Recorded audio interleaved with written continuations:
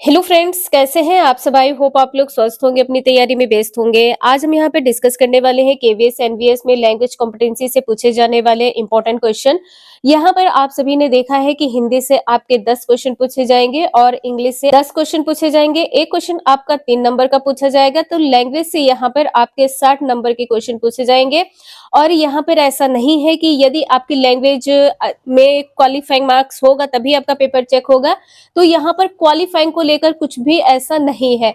आपका paper overall check होगा, 100 question आपके पूछे जाएंगे और एक क्वेश्चन आपका 3 नंबर का रहने वाला है। 300 नंबर के क्वेश्चन आपके पूछे जाएंगे। अगर आप सभी के पास प्रीवियस ईयर क्वेश्चंस हैं तो यहाँ से आप लोगों को आइडिया लगेगा कि यहाँ पर कौन कौन से टॉपिक से किस प्रकार के क्वेश्चन पूछे गए हैं। जैसा कि हिंदी की सीरीज में आपने देखा है, जो सबसे ज्यादा क्वेश्चन पूछे जा रहे हैं वो आपका संधि है, समास है, अलंकार है, पर्यायवाची है, विलोम है।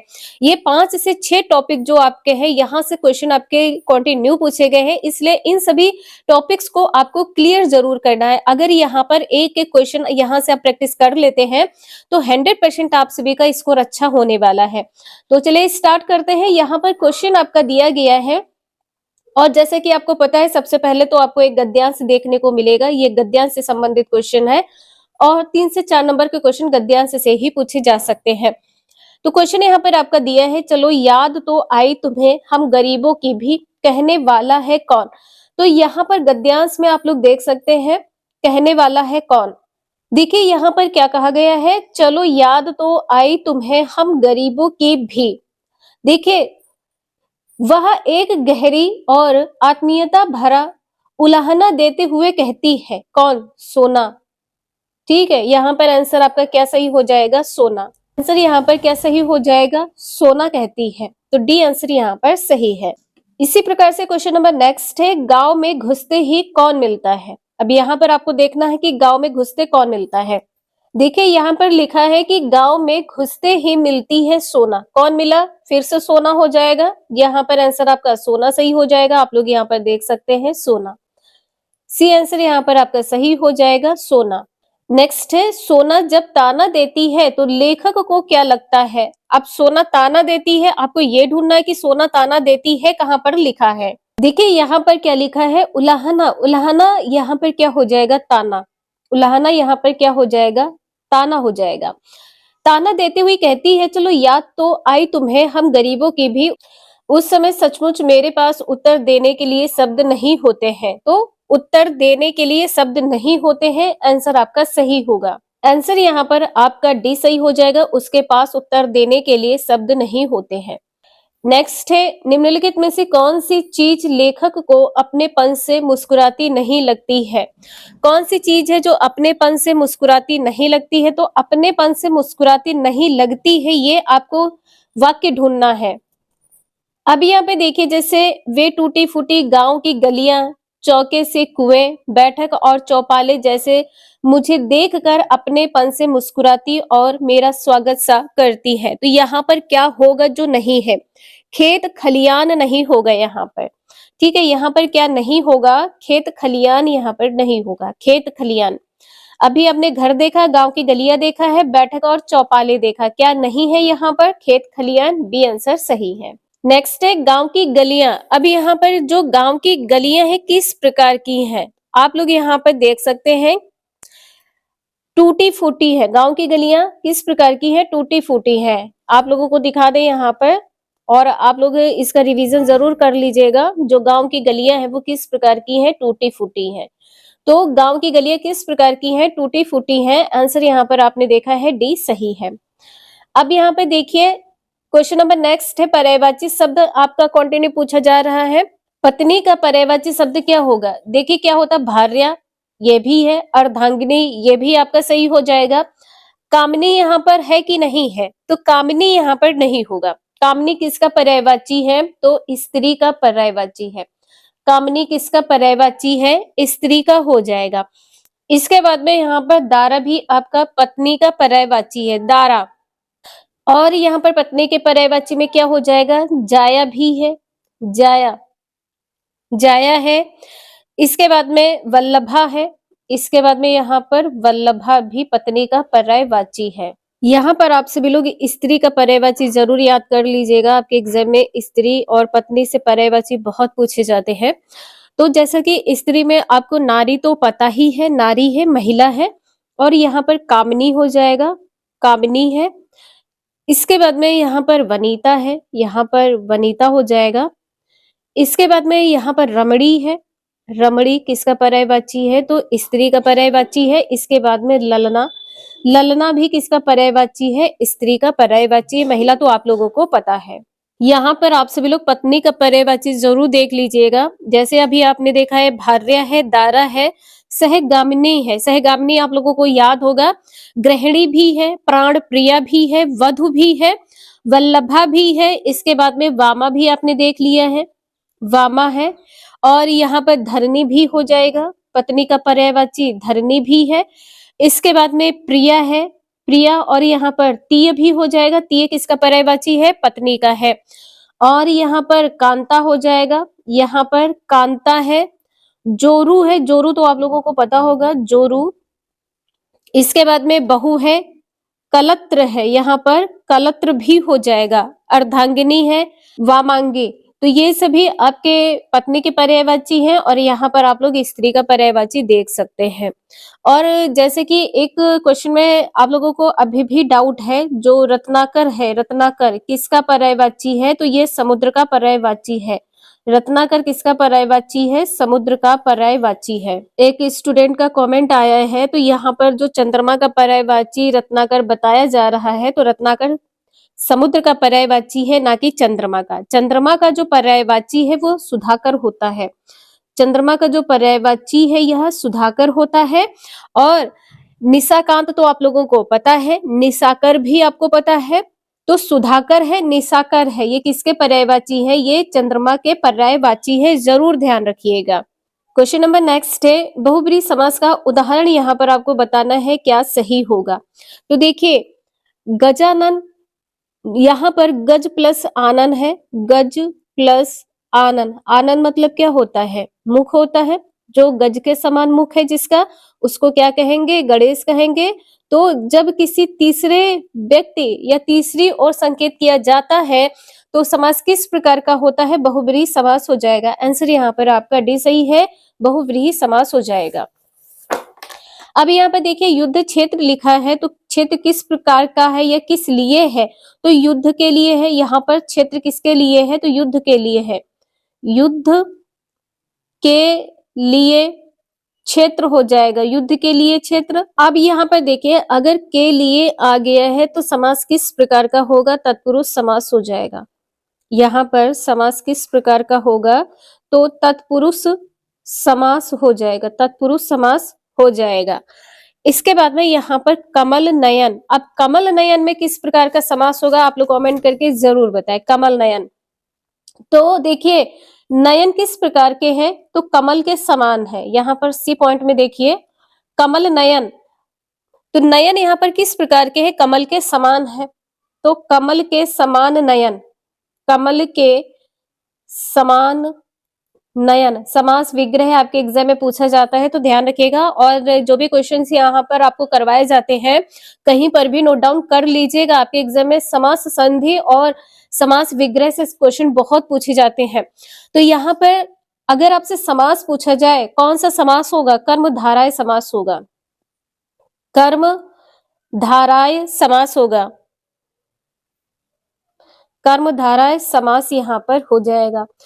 अब यहाँ पे देखिए नील गगन, नील गगन में यहाँ पर क्या होगा? गगन किस प्रकार का है? तो नीला है, नील गगन या नीला गगन। आप यहाँ पर इसको बोल सकते हैं नीला है जो गगन। यहाँ पर क्या बोल सकते हैं? नीला है जो गगन। इसमें यहाँ पर समास किस प्रकार का हो जाएगा? तो इसमें भी आपका कर्म धाराय समास होगा। इसमें कौन सा समास होगा? कर्म धाराय समास होगा, कर्म धाराय समास यहाँ पर हो जाएगा। तो आंसर यहाँ पर आपने देखा है डी सही है। आपके एग्जाम में इस टाइप के क्वेश्चन बहुत पूछे जाते हैं, वेरी वेरी मोस्ट इंपॉर्टेंट है। और आप लोगों को बता दें कि आपने जिस प्रकार से एमआरएस में अच्छा स्कोर किया है, उसी प्रकार से आप सभी लोग केवीएस एनवीएस में भी अच्छा स्कोर करने वाले हैं।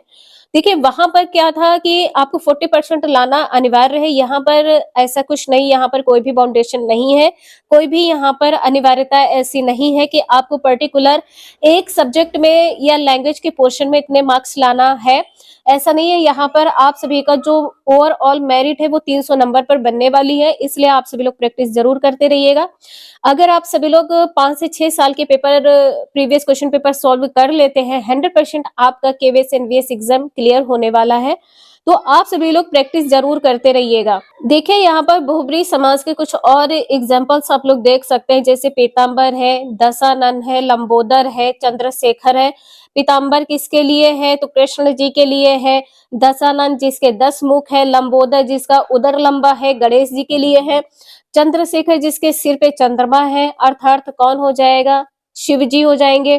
तो यहाँ पर ऐसे क्वेश्चन आपके एग्जाम में बहुत पूछे जाते हैं।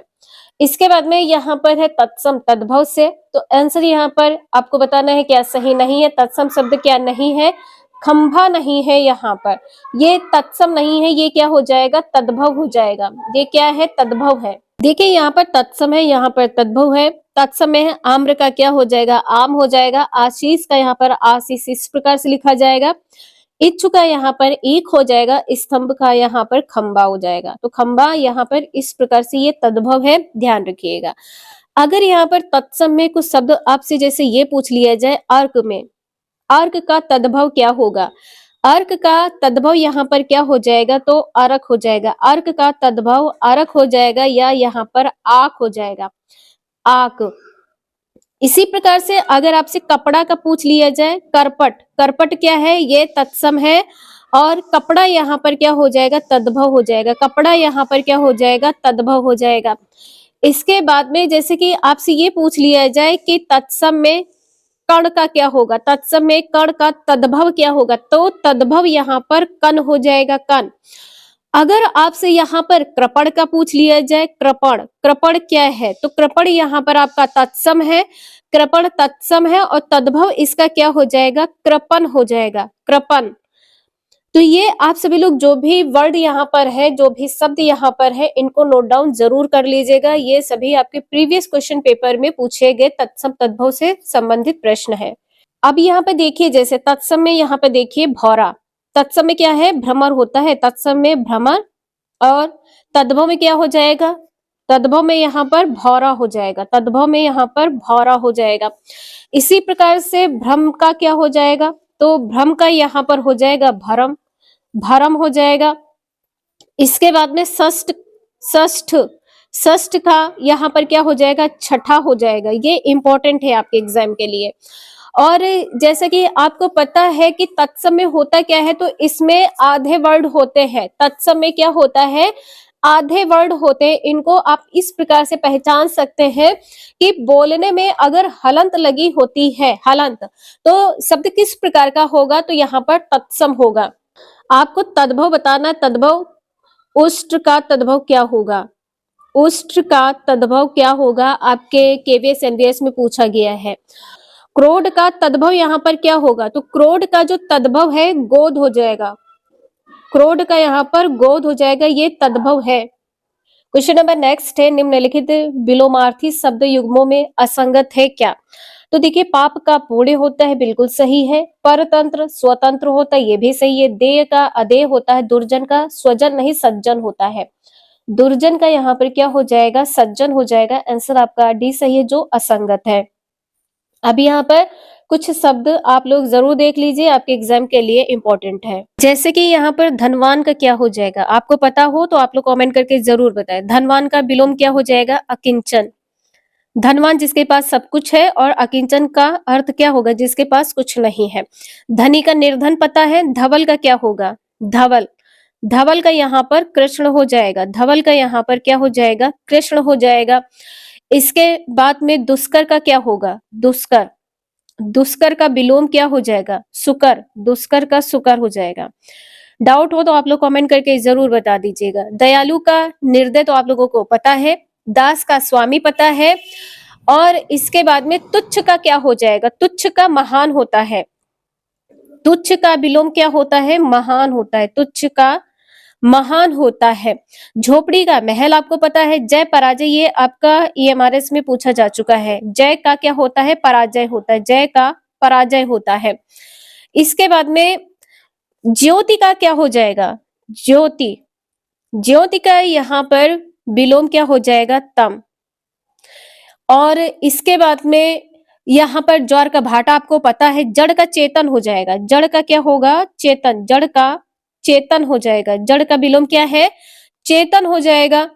इसके बाद में यहाँ पर एक आपका जाति का पूछा गया था। जाति का विजाति हो जाएगा और जीत का हार हो जाएगा। इसके बाद में ग्राह्य का ग्राह्य ग्राह्य का क्या हो जाएगा? त्याज हो जाएगा। ग्राह्य का यहाँ पर त्याज्य हो जाएगा। त्याज्य या अग्राह्य हो जाएगा। गूंगा का वाचाल तो आप लोगों को पता है। अगेय का क्या होगा? देखिए यहाँ पर अगर आपसे पूछा जाए अगेय का विलोम क्या होगा? अगेय का विलोम यहाँ पर क्या हो जाएगा? गेय हो जाएगा। अगेय का क्या हो जाएगा? गेय हो जाएगा। और घात का आप लोग कमेंट करके बताएं, घात का विलोम क्या होगा? नेक्स्ट है निम्नलिखित में गुणवाचक विशेषण नहीं है क्या? तो विशेषण यहाँ पर काला में है, नीला में है। इसमें गुणवाचक विशेषण है दानी है। सारा यहाँ पर नहीं होगा। मान लीजिए आपसे कहा जाए कि आपने भोजन कितना किया, आपकी थाली खाली हो गई तो आपने भोजन सारा किया, सारा भोजन किया। ठीक है, तो जो सारा है ये किस में आएगा? परिणाम में आ जाएगा। परिणाम बोधक में हो जाएगा। परिणाम बोधक में हो जाएगा। तो आंसर यहाँ पर आपका डी सही है। और गुण में होता क्या है? तो गुण में व्यक्ति के गुण दो संज्ञा आकार दशा आदि का बोध किया जाता है। जैसे काला है, गोरा है, दानी है, नीला है, ये सभी क्या है? गुणवाचक विशेषण है। तो आंसर यहाँ पर आपने देखा है डी सही है। नेक्स्ट है निम्नलिखित में व्यंजन संधि वाला शब्द नहीं है क्या? तो देखिए यहाँ पर नाविक, यहाँ पर क्या आया है? नाविक। अब आया है, यहाँ पर क्या आया है? अब। और अब यहाँ पर आया है तो संधि कौन सी हो जाएगी? अयादि संधि होगी। संधि कौन सी होगी? अयादि हो जाएगी। वागीश, षडानंद, जगन्नाथ, ये जो सभी है ये व्यंजन संधि से संबंधित है।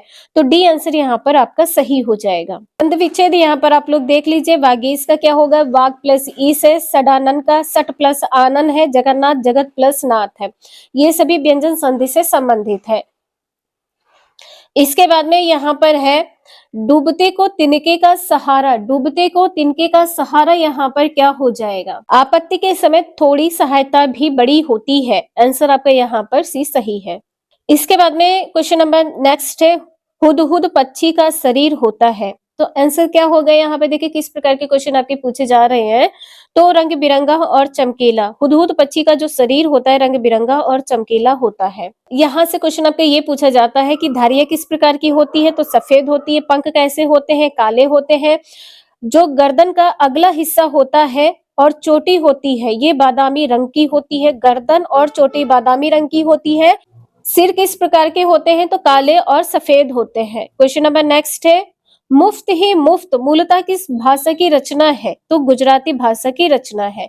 गुजराती भाषा की रचना है। और किसने लिखा है? तो ममता पांडेय ने लिखा है। ममता पांडेय ने लिखा है। नेक्स्ट है जैसा सवाल वैसा जवाब। पाठ के आधार पर बताइए कि निम्नलिखित में से किसको अपनी विद्या और बुद्धि पर बहुत अभिमान था? तो ख्वाजा सरा को अभिमान था। ये आपके बुक से क्वेश्चन पूछे गए हैं। ठीक है, जो हिंदी की बुक है आप सभी की सीबीएसई की, वहां से क्वेश्चन आपके पूछे गए हैं। तो आप लोग कॉन्टिन्यूटी जरूर बना के रखिएगा। नेक्स्ट है क्योजिमल और कैसे कैसलिया। पाठ के आधार पर बताइए कि गुरु जी के थैले में क्या था?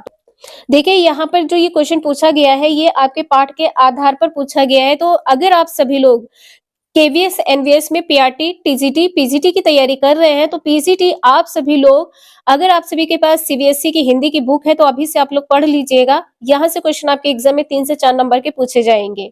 नेक्स्ट क्वेश्चन है बुढ़िया चला रही थी चक्की, पूरे 60 वर्ष की चक्की, दोनों में थी रखी मिठाई, उस पर उड़कर मक्खी आई। तो यहाँ पर बताना है काव्य पंक्तियां किस रचना से है? तो आंसर आपका यहाँ पर भगदड़ हो जाएगा।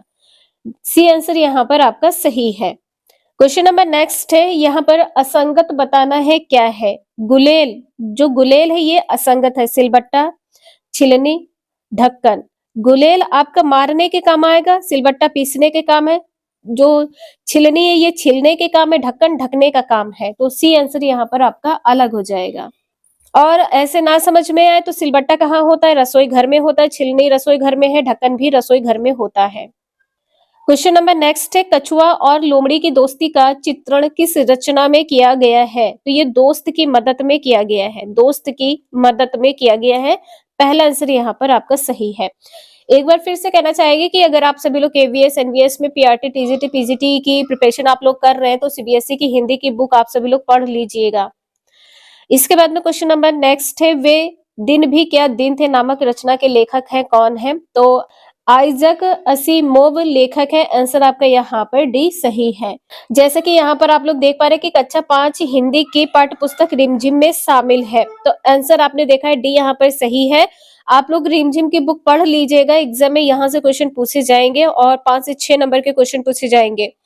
तो आज के लिए इतना ही, मिलते हैं नेक्स्ट क्लास में। वीडियो यूजफुल लगे तो लाइक एंड सब्सक्राइब जरूर करें। Thank you for watching this video.